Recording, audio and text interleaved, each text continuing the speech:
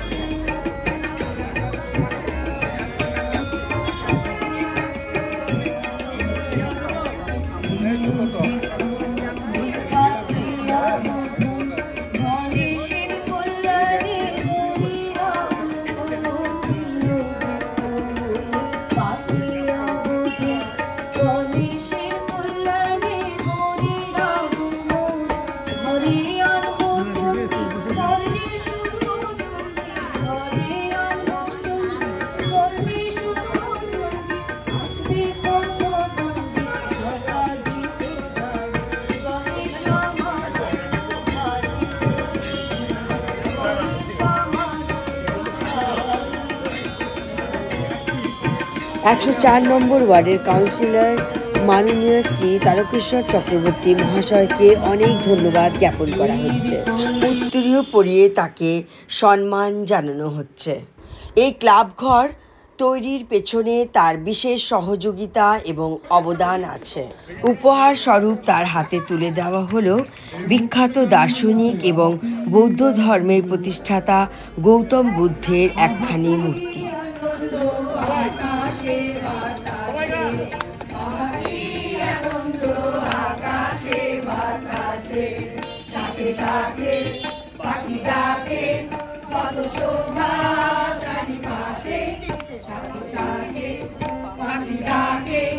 কত শোভা চারিপাশে, আহা কি আনন্দ আকাশে বাতাসে, আহা কি আনন্দ আকাশে বাতাসে।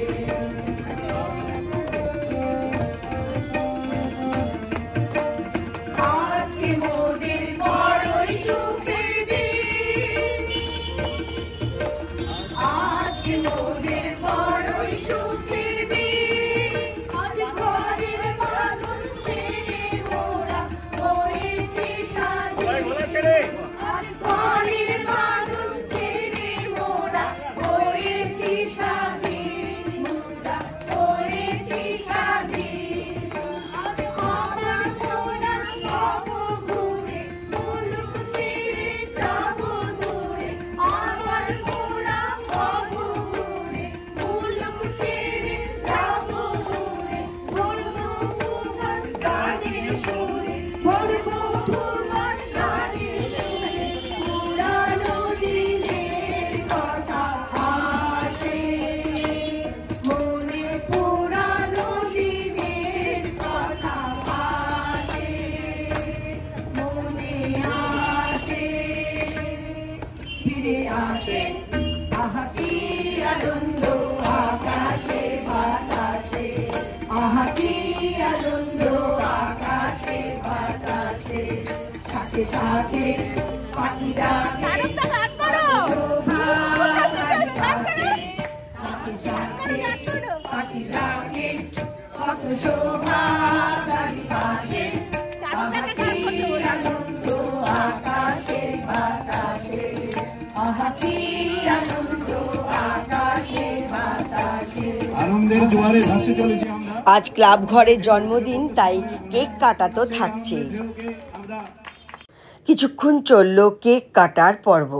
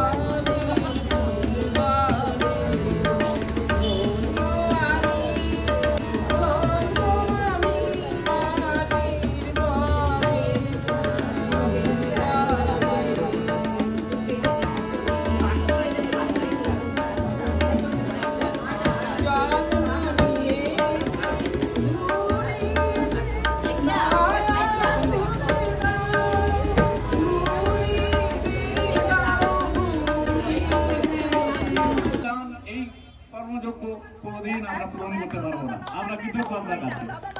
এবার একটু 104 নম্বর ওয়ার্ডের কাউন্সিলর মাননীয় শ্রী তারকেশ্বর চক্রবর্তী মহাশয় নিজের বক্তব্য রাখলেন এই সান্ধ্যকালীন অনুষ্ঠানে। আসুন শুনে নেব আমরা ওনার মূল্যবান বক্তব্য। আমি মনে করি যে আমরা কেউই চিরকাল থাকবো না, না ক্ষমতায় থাকবো না বাঁচবো। কেউ যদি মনে করে থাকি আমি চিরকাল থাকবো, তাহলে সেটা সবচেয়ে বড় ভুল। ফলে যতটুকু ঈশ্বর কর্মের জন্য সময় দেন, সেই সময়টুকুর মধ্যে কর্মটা করে যাওয়া হচ্ছে মানুষের জন্য সবচেয়ে বড় কল্যাণমূলক কাজ। যখন আমরা কেউ থাকবো না, তখন থেকে যায় আমাদের কর্ম। মানুষের মধ্যে এই যেটা মনের ওই থেকে যায়, এটাই হচ্ছে সবচেয়ে বড় প্রাপ্তি। আমি বহু বছর ধরে, প্রায় 2010 সালে আমি এই অঞ্চলে কাউন্সিলর হই, এবং কাউন্সিলর হওয়ার পর স্বভাবতই আমি প্রায় সকালবেলায় উঠে আমি এই প্রভাত সাথীর ওপরে এই সংস্থায় আসতাম। সবার সাথে গল্প হতো, কথা হতো। কিন্তু সেটা 2010 সাল, আর আজকে 2025 সাল, 15টা বছর। তাহলে আমারও তো 15টা বছর বাড়লো। ফলে সেই 2010 সালের শক্তি, শারীরিক শক্তি, আর 2025 সালের শারীরিক শক্তি তো এক নয়। রাত্রি 10:30, 11টা, 12টা, 1টা, 2টো, কোনো দিন 2টোর সময় ভাত খাই। শুতে শুতে অনেক রাত হয়ে যায়। ভোরবেলা উঠতে পারি না, উঠতে হয়ে যায় 8টা, 8:30। ফলে সকালবেলায় যে আসবো, মনের ইচ্ছা থাকলেও শরীরে কুলোয় না। এবং সেই প্রথম দিন থেকে যারা প্রভাত সাথী করছেন, তারা আমাকে একটা কথাই বলতেন, বিশেষ করে মিন্টুদার মিসেস একটা কথাই বলতেন যে তারক আমাদের একটা ঘর দাও, তারক আমাদের একটা ঘর দাও। আমরা যখন ওপরে যেতাম, আমি যখন ওপরে যেতাম, তখন প্রথম দুটো দাবি ছিল, একটা ঘর আর একটা হচ্ছে টয়লেট। তো টয়লেট আমি আপনাদের জন্য একটা করেছিলাম, কিন্তু মেইনটেনটা আর করা হলো না। যে কোনো কারণে হোক, মেইনটেনটা যদি না করা হয়, এখনো আমি বলছি, আপনারা যদি ওর চাবি নিয়ে রাখেন, এখনো আমি আপনাদের ওটাকে আবার ঠিকঠাক করে আপনাদের হাতে চাবি দিয়ে দেবো। কারণ ওটা আর কেউ ইউজ করে না, ওটা শুধুমাত্র আপনাদের জন্যই আমি করেছিলাম। এবার যদি আমি ঠিক করে দিই ওটাকে সুন্দরভাবে, তার চাবি যদি আপনারা রেখে দেন, তাহলে ওটা সুন্দরভাবে ইউজ হতে পারে। এখন জলেরও কোনো উপরে ট্যাঙ্ক করা আছে, অটোমেটিক্যালি জল আসে, অসুবিধা হয় না। কিন্তু যেহেতু আপনারা ওটা আর ইউজ করেন না বা কোনোভাবে অবহেলায় পড়ে আছে, আমি ওটার দিকে আর নজর দিই না। তার কারণ এখানকার যারা আশেপাশে তারা গিয়ে নোংরা করবে, এটাও একটা খুব বাজে বিষয়। তো সেই দিন থেকেই আমাকে প্রভাত সাথী যারা, তারা একটা ঘর, বসবার জন্য একটা ঘর দরকার। বিভিন্নভাবে আলোচনা হয়, সেই আলোচনাগুলোকে ইমপ্লিমেন্ট করবার জন্য একটা বসার জায়গা। তো কোনোভাবে আমি একবার ঠিক করেছিলাম যে আমাদের ওই গড়ফা হাই স্কুল ফর গার্লসের পেছনে একটা জমি ছিল, তো ওই জমিটাকে আমি ধরবার চেষ্টা করেছিলাম। তো সামহাও ওই জমির মালিক, তার কানে খবরটা পৌঁছে যায়। তিনি দেখি রাতারাতি পরিষ্কার করে ওটার উপর পাঁচিল তুলে দেন। যদিও ওই জমি নিয়ে ওনার কিছুই হবে না, ছোট্ট এক টুকরো জমি, কিছুই হবে না। তারপর আমি দেখলাম যে অন্যের জমিতে এইভাবে নেওয়া যায় না। এই করতে করতে করতে করতে হাতের কাছে সুযোগ চলে আসলো এই বিল্ডিংটা। এই বিল্ডিংটা হবার সময় আমি দেখলাম যে এরা কিছু এক্সেস ঘর করে ফেলেছে। আমি বিল্ডিং ডিপার্টমেন্টকে গিয়ে ধরলাম, স্যাংশন প্ল্যান দেখান। স্যাংশন প্ল্যানে দেখা গেল যে এই ঘরটা একটা এক্সেস ঘর হিসেবে তৈরি করা হয়েছে। আমি তখন বললাম যে এই ঘর কিন্তু প্রভাত সাথীকে দিতে হবে, এটা আমার দীর্ঘদিনের এটা ইচ্ছে, এটা প্রভাত সাথীকে দিতে হবে। তো নানা রকম প্রতিবন্ধকতা এসছে, সেগুলো না বলাই ভালো। কারণ আমাদের পাড়ায় সকলের সাথে আমার অত্যন্ত সুসম্পর্ক, বিপদে আপদে যে কোনো বিষয়ে আমি দলমত নির্বিশেষে আমি কোনো নিজে মনে করি না যে আমি কোনো দল করি। একটি দলের থেকে দাঁড়াতে হয়, নির্বাচনে প্রতীক ব্যবহার করতে হয়, সেই প্রতীক ব্যবহার। কিন্তু আমি কখনোই কোনো সময়, আপনারাও নিশ্চয়ই জেনে থাকবেন, কোনো সময় কোনো রাজনৈতিক কোনো বিষয় নিয়ে আমি মানুষকে দেখি না। ফলে আমার সাথে সকলের সম্পর্ক ভালো। বিপদে আপদে আমি যতটুকু পারি, ঈশ্বর যতটুকু আমাকে, তিনিই তো করান, আমরা কেউ করি না, তিনিই করান, তিনি নির্দেশ দেন, আমরা করি। আমরা হচ্ছি সূত্রধর, মানুষ হচ্ছেন সূত্রধর, ঈশ্বরের কাজ আমরা করি। আমরা যারা এখানে সকলেই আছি, আমরা প্রত্যেকেই কিছু না কিছু কাজ করি যা ঈশ্বর দ্বারা পরিচালিত। সবসময় এই জিনিসটা যদি মনে রাখেন, তাহলে দেখবেন নিজেদের মধ্যে দ্বন্দ্ব, নিজেদের মধ্যে কোনো রকম মানে কোনো মতের অমিল, কোনো কিছুই হয় না। তার কারণ দেখুন, পৃথিবীতে যে অবস্থায় মানুষ এসছে সেই অবস্থাতেই তাকে ফিরে যেতে হবে। আমরা যারা এখানে আছি, অনেকে আছেন, এই বলছিলেন, লোকনাথ দাই বলছিল, আমার নিউ ইন্ডিয়াতে আমি ন্যাশনালে চাকরি করতাম, লোকনাথ দা নিউ ইন্ডিয়াতে চাকরি করতেন। তো বলছিল, বৌদি চলে যাবার পর আমি বড় একা, মেয়ে জামাই, নাতনিটাও চলে গেল বাইরে পড়াশুনো করতে, এখন মেয়ে জামাইয়ের কাছে গিয়ে থাকে। ফলে এগুলো কিন্তু খুব ভাববার বিষয়। আমরা কিন্তু একটা সময় খুব একা হয়ে যাই। ছেলে মেয়ে, মেয়ের বিয়ে হয়ে যায়, ছেলে চাকরি সূত্রে বাইরে চলে যায়, হয়তো বাবাকে মাকে প্রতিদিন ফোন করে, কিন্তু কোনো একটা কাজের জন্য যদি প্রয়োজন পড়ে তখন কিন্তু পাড়া প্রতিবেশী যারা আশেপাশে আছে তাদের সবচেয়ে বেশি প্রয়োজন পড়ে। ফলে আমরা যদি দেখা যায় যে পাশাপাশি থাকি, অথচ আমাদের মধ্যে দ্বন্দ্ব, আমাদের মধ্যে মতবিরোধ, সামান্য বিষয়, সামান্য, এসছি একা, যেতে হবে একা, যে পোশাকে এসছি সেই পোশাকেই যেতে হবে, তাহলে নিয়ে যাব কি? ফলে কেন মানুষের সাথে আমরা আমাদের মত পার্থক্য থাকবে? একটা কেমন একটা ইগোর লড়াই। এই ইগোর লড়াইটা কেন? কি আমি তো যা আমি তাই, আপনি যা আপনি তাই, ফলে আমাকেও আপনাকে মানতে হবে, আমাকেও আপনাকে মানতে হবে। তো যদি দুজন দুজনকে মেনে নিই, তাহলে এখানে তো কোনো সমস্যা হওয়ার কথা না।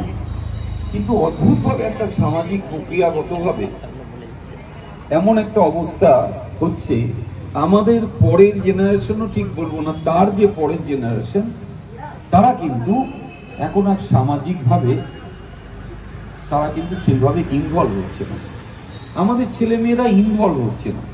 তারা চিন্তা করছে কিভাবে কত বড় পড়াশুনো করব, কত টাকা মাইনে পাবো, কত বাড়ি করব, কত গাড়ি করব। আরে কি হবে একটা মানুষের 4টে গাড়ি দিয়ে? কি হবে একটা মানুষের 5টা বাড়ি দিয়ে? আমি এক এক সময় নিজেই চিন্তা করি যে কি হবে। এক একটা লোভ মানুষকে, আজকে বলতে নেই, লোভ এমন একটা জায়গায় যে লোভে আজকে অনেকে জেলে চলে গেছেন। শুধু তাই নয়, এবং আপনারা শুনলে অবাক হয়ে যাবেন, যারা আছেন জেলে তারা রীতিমতো শিক্ষিত মানুষ। শুধু শিক্ষিত নয়, তারা সমাজের এক একটি পিলার বলতে পারেন। কিন্তু যে লোভকে যদি সম্বরণ না করা যায়, ঠাকুর বলেন সবসময় যে লোভকে যদি সম্বরণ না করতে পারিস তাহলে কিন্তু তোর দফা রফা। ফলে সবসময় আমাদের যেটা মনে রাখতে হবে, বিভেদ নয়, আমাদের মধ্যে ঐক্য চাই। নিশ্চয়ই মতের অন্তর হবে, অর্থাৎ মতান্তর হবে। আপনার সাথে আমার মতের পার্থক্য হতেই পারে। আপনি বললেন আমি এখান দিয়ে যাদবপুর দিয়ে গড়িয়াহাট যাব, আমি আপনাকে বললাম না ওটা নয়, আমি শহীদনগর দিয়ে, বিবেকনগর দিয়ে, শহীদনগর দিয়ে, ব্রিজের ওপর দিয়ে গড়িয়াহাট যাব। আরেকজন বলল না আমি এখান থেকে ছাপুই পাড়া হয়ে ওদিক দিয়ে গড়িয়াহাট যাব। আরেকজন বলল না আমি রামলাল বাজার হয়ে গড়িয়াহাট যাব। এবার কি তাহলে কি ঝগড়া হবে? গন্তব্যস্থল তো একটাই, গড়িয়াহাট। তো বিভিন্ন পথ, তাই ঠাকুর বলতেন যত মত তত পথ। তো বুঝতে হবে, এগুলো তো আমরা শুধু পড়লে হবে না, এগুলো তো বুঝতে হবে। এবার দেখা গেল স্বামী স্ত্রী ঝগড়া করছে, ট্যাক্সির মিটার এইটা দিয়ে কম হইতো, তুমি এটা দিয়ে আনিলা কেন? আবার স্ত্রী বলছে আরে দূর তুমি কিছুই জানো না, এই দিক দিয়ে অনেক কম হইতো। ফলে মনান্তর যাতে না হয়, মনের অন্তর যাকে বলা হয় মনের পার্থক্য, এই মনান্তর যেন না হয়। মতান্তর হোক, আলোচনা হোক, তার মধ্যে থেকে একটা সুন্দর দৃষ্টিভঙ্গি বেরিয়ে আসুক। আমি অনেক সময় অনেক কিছু, আমি ছোট ছোট যারা আছে বা বিভিন্ন আমার কাছে ওয়ার্ড অফিসে যারা আসেন তাদের থেকে অনেক কিছু শিখি। তারা আমাকে অনেক কিছু বলেন, তারও এটা না করে তুমি ওটা করো। তো সেই শেখাটা অনেক ছোট, আমার থেকে হয়তো বয়সে ছোট, সে আমাকে বললো কাকু এইটা না করে তুমি ওটা করো। তো সেটা তো আমার কাপুরুষতার লক্ষণ নয়। আমাকে যদি আমার ছেলে বলে যে বাবা এই ইংরেজি শব্দটার মানে কি বলো তো, আমি যদি বলতে না পারি, আমি যদি ছেলেকে জিজ্ঞাসা করি যে তুই বল আমি জানি না, বললে এর মানে এই, তো সেটা তো কাপুরুষতার লক্ষণ নয়। আমি তো শিক্ষা নিলাম, সে ছোট হোক বড় হোক, শিক্ষা নেওয়াটা সবচেয়ে বড় বিষয়। তাই আমি চাই আপনারা সকলে খুব ঐক্যবদ্ধভাবে খুব সুন্দরভাবে চলুন। এটা আমার মান বাঁচিয়েছেন। আমি প্রায় 24টা টাকা নিয়েছি, 24টা ক্লাব সংগঠন মিলিয়ে 24টা টাকা আমি আমাদের যুব ক্রীড়া কল্যাণ দপ্তর থেকে নিয়েছি। প্রত্যেকে আপনার ইউসি সার্টিফিকেট দিয়ে দিয়েছে, একমাত্র প্রভাত সাথী দিতে পারেনি। দীর্ঘ টানা পড়েন বিভিন্ন রকমের বিষয়, টাকাটা পড়েছিল। আমি বারবার করে বলছি টাকাটা কাজে লাগিয়ে দিন, টাকাটা আমাকে তো দেখলেই বর্ধন সাহেব বলেন আমাদের যুব ক্রীড়া কল্যাণ দপ্তর, আপনার কিন্তু সাহেব প্রভাত সাথী আপনার কিন্তু বাকি আছে, আমি কিন্তু শোকজ করে দেবো, আমি কিন্তু শোকজ করে দেবো। যারা সেক্রেটারি প্রেসিডেন্ট হিসেবে যারা টাকা গ্রহণ করেছেন, ফর্মে যাদের সই আছে তাদের কিন্তু শোকজ করে দেবো। আচ্ছা একটু সময় দিন, ওনারা পারবেন না, টাকাটা নিয়েছি ঠিকই আছে, টাকা একদমই খরচা হয়নি, আপনি একটু নিশ্চিন্ত থাকুন, আমি ঠিক আপনাকে সার্টিফিকেট দিয়ে দেবো। তো আজকে সত্যি আনন্দের, আমি অন্তত নিশ্চিন্ত হলাম যে একটা সার্টিফিকেট আমরা যুব ক্রীড়া কল্যাণ দপ্তরকে বলে দেবো যে এই যে করেছি আমরা, ঘর করেছি, এই টাকা আপনাদের ইউটিলাইজেশন সার্টিফিকেট আমরা আপনাদের দিয়ে দিলাম, ইউসি সার্টিফিকেট।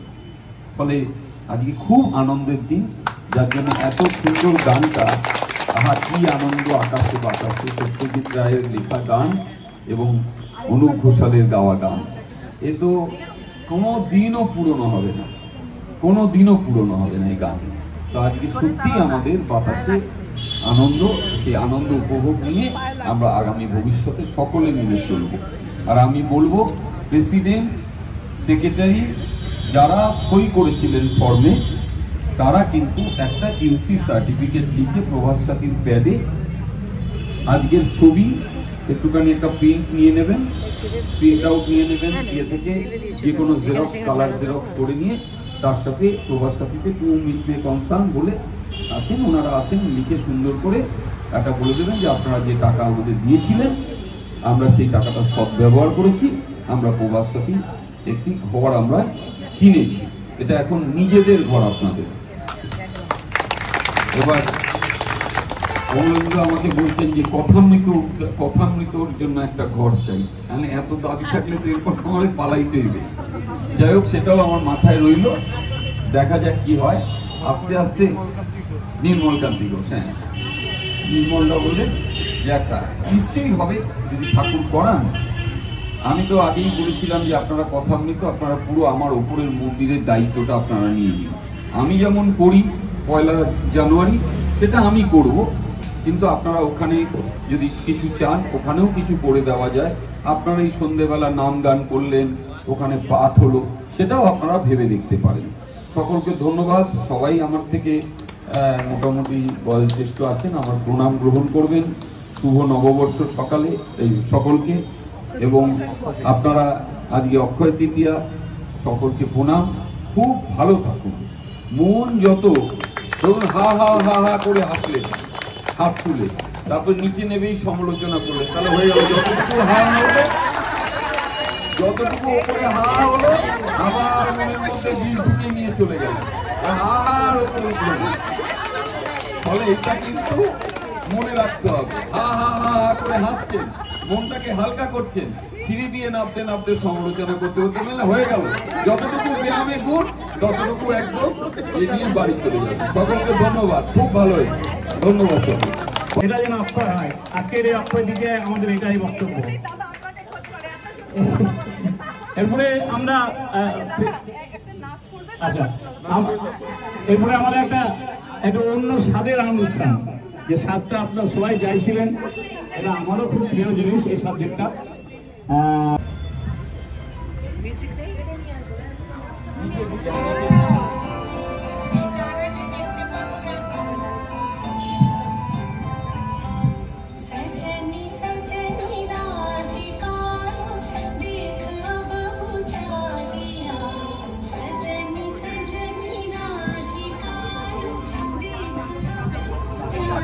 এই তোমরা একটা বাইরে এদিকে চলো, এদিকে না চা চাইছি না চা। আরে এই প্রোগ্রাম পরে করো না, পরে প্রোগ্রামটা সব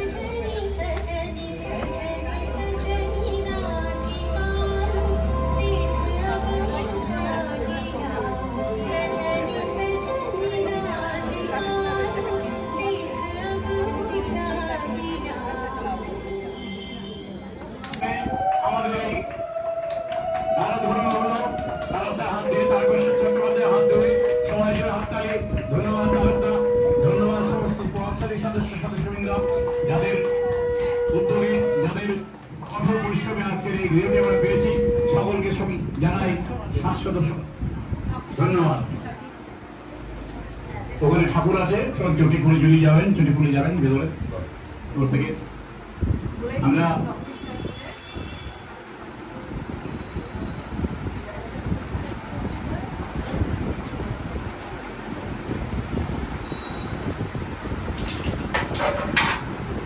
প্রসঙ্গত বলে রাখি, আজকে সকাল থেকে বিধিগত নিয়ম অনুসারে, আমাদের শাস্ত্রের নিয়ম অনুসারে আজকে এখানে পুজো হয়েছে, ঘট পুজো, এবং সেটি এখানে স্থাপিত হয়েছে।